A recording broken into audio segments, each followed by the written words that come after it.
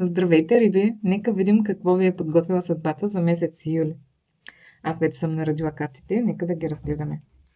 Първата карта е десятка пентакли.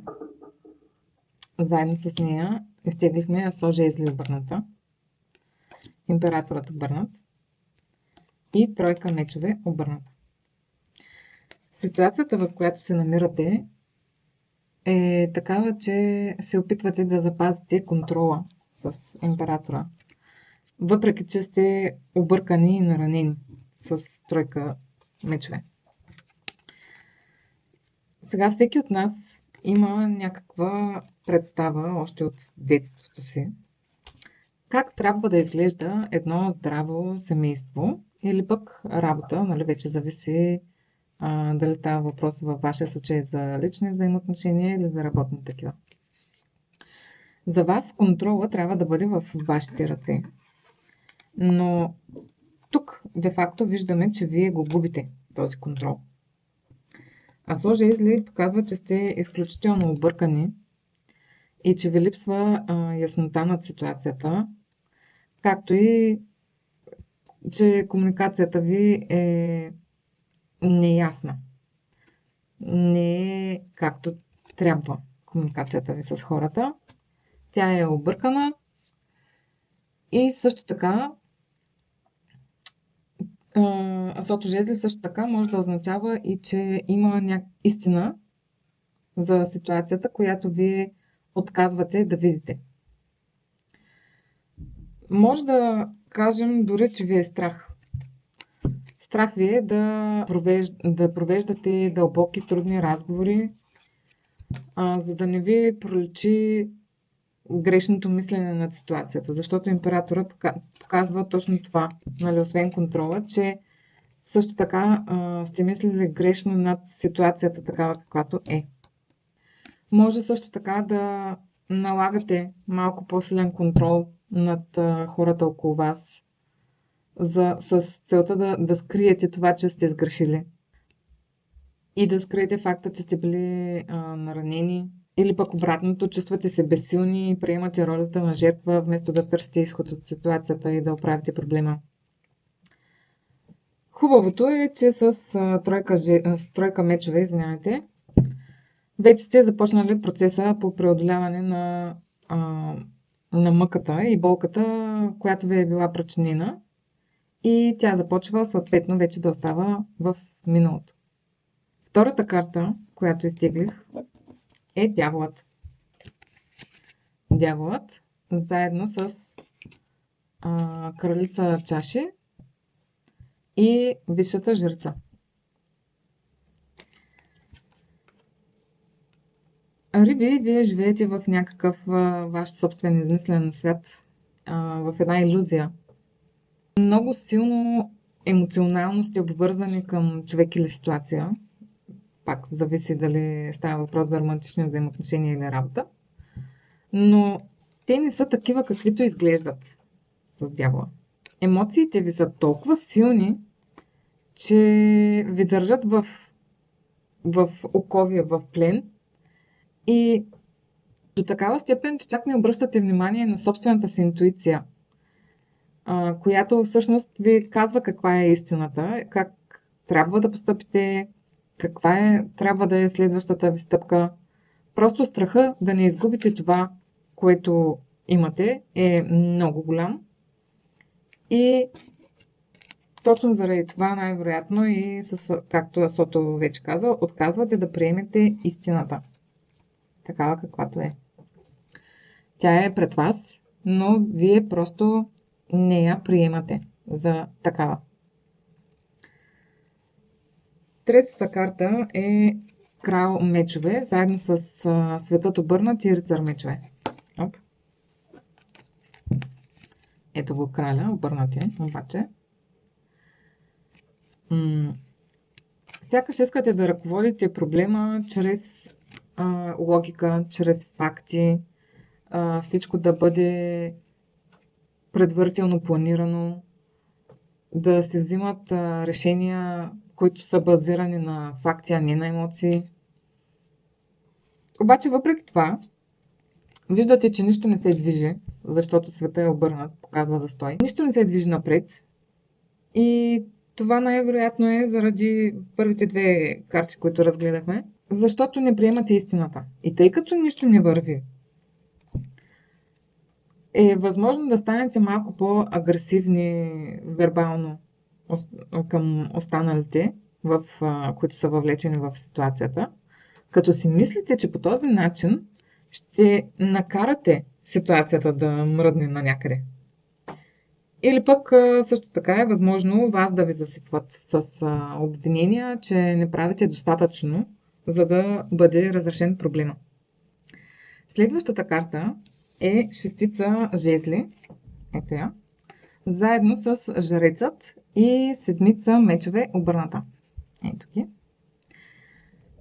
Сега това е позицията на миналото, на минали неща, които вече отихват. И тук е много интересно да видим как сте си мислили, че сте много невинни в цялата ситуация. За вас, вие сте направили всичко необходимо, което е трябвало да правите. Жрецът е карта на традициите и тя показва всъщност, че вие сте вършили нещата точно от чувството, за което говорих по-рано, какво трябва да бъде едно семейство или работа, нали, в зависимост за какво говорим. И вие сте си мислили, че си изпълнявате задълженията като един партньор във връзка или пък като един работодател или работник на работното си място. И всъщност сте получавали много добри отзиви от хората около вас. Нямали сте за какво да се притеснявате. И това е било точно до момента, в който не са започнали да излизат лъжи, скрити мотиви и съответно тайните ви. Интересно е, защото тази заблуда продължава да бъде истина и в сегашното ви състояние, в което се намирате. Следващата карта е силата, петица жезли и любовниците обърната. Ето ги картите. Сега вече се чувствате изключително изтощени емоционално. Безсилни да промените нещата. Усещате все едно нямате нужните качества, за да разрешите проблема. Усещате, че контролът ви липсва. Мислите ви са обзети направо с чувството за изолация, за това какво нямате, се фокусирате върху това какво нямате вместо това, което имате. Чувствате отдалечаването на хората около вас, липсата на хармония между партньорите ви. Пак зависи за каква ситуация говорим. Виждате, че има конфликт на ценностите между вас. Също така виждате и, че пътя, по който сте тръгнали, не е правилния. Като цяло сте се фокусирали само върху негативното от ситуацията, вместо да търсите разрешението на проблема. По този начин се задълбочава кризата, вместо да се излиза от нея. Когато се фокусирате само върху негативното, няма как да видите изхода и по този начин кризата, вместо да върви към по-добро, тя напротив отива все по-дълбоко и по-дълбоко. Осъзнавате ги всичките тия неща, но сякаш сте в ролята на жертвата, която е изхвърлена на студа, защото на петица пентакли е нарисувано точно това. Двама бедняци, изхвърлени на студа да се оправят сами. И вие така се чувствате, изхвърлени на студа, жертва на ситуацията, отделена и оставена сама. Следващата карта е крал жезли, заедно с двойка жезли обърната и девятка пентакли обърната. Ето, малко са само обърнати в тази позиция, но няма проблем. Всъщност не е, че няма проблем, защото това показва, че в близко бъдеще ситуацията е в застой. Не се вижда никакво движение, а по-скоро блокажи, страх, несигурност на къде да тръгнете. Може да измествате фокуса си върху материалното, което можете да покажете на света, че сте добре. Например, някакви импулсивни покупки, показване на материален статус, нещо подобно. Но това няма да ви подобри ситуацията. Това, че търсите ендорфин на някъде извън целия проблем, не означава, че ще го разрешите. И което всъщност доказва, че кризата се задълбочава. Вие се чувствате още по-зле сами със себе си. Може би ставате пак още по-агресивни към останалите.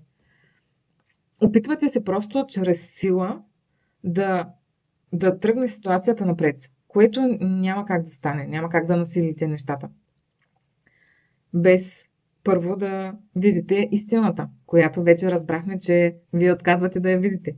Така, следващата карта е седмица мечове с седмица жезли и рицар на пентаклите обърната. Ето ги картите.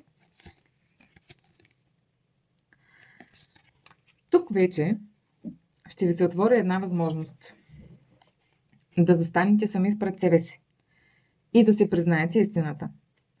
Всичко започва от тук. Да застанеш сам пред себе си и да си признаеш грешката е първата стъпка към разрешаването на проблема. Виждате, че нещата са зациклили. Виждате, че няма никакво движение. Виждате, че няма никакъв друг изход, освен да застанете и да защитите решенията си. Да обясните защо сте постъпили по този начин и да се надявате защитата ви да издържи, да бъде разбрана и да бъде приета. Най-важното в случая е седмицата мечове. Най-важното е когато застанете срещу себе си и започнете да си казвате истината, нека тя да бъде честна. Нека тя да бъде вашата реалност, вашата истина, защото в този момент съдбата гледа. Тя е свидетел на вашите истински намерения. Тя вижда вашите реални намерения. И дори да излъжете себе си, няма да можете да излъжете Вселената. Така че, когато застанете срещу себе си, бъдете истински. Това е изключително важен момент от цялата работа. Следващите карти са десятка чаши, обърната, петица чаши обърната и тройка жезли. Ето ги. В този момент вече виждате, че идеализираните ви представи за щастие не са били реални. Виждате колко са се отдалечили хората от вас, колко вие сте били затворени към тях. Виждате, че не получавате подкрепа от хората около вас.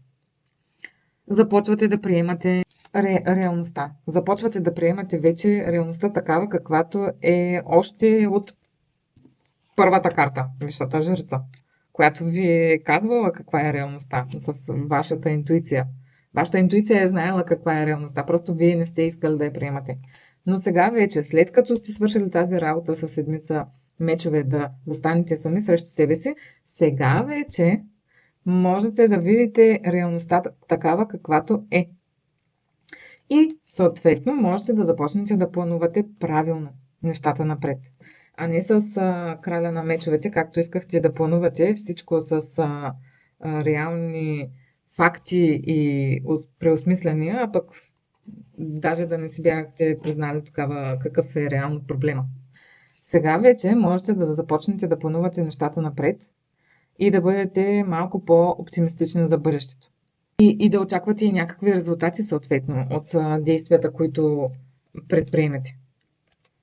Вече тази стагнация започва да се лагва и да вървят нещата напред, за което изключително много се радвам. Следващата карта е рицар жезли, заедно с глупакът обърната и тройка пентакли. Така. Позицията на тези карти е съветът на картите към вас за ситуацията. Аз мисля, че е по-скоро нещо като предупреждение. Защото съобщението звучи така. ентусиазмът, с който започвате да правите нещата, е много голям. Няма нищо лошо в него. Вие започвате да имате все повече и повече идеи как да оправите нещата. Ентусиазмът ви е изключително голям. Той може да доведе до грешки от ваша страна с глупакът. Може да доведе до грешки, ако действате импулсивно.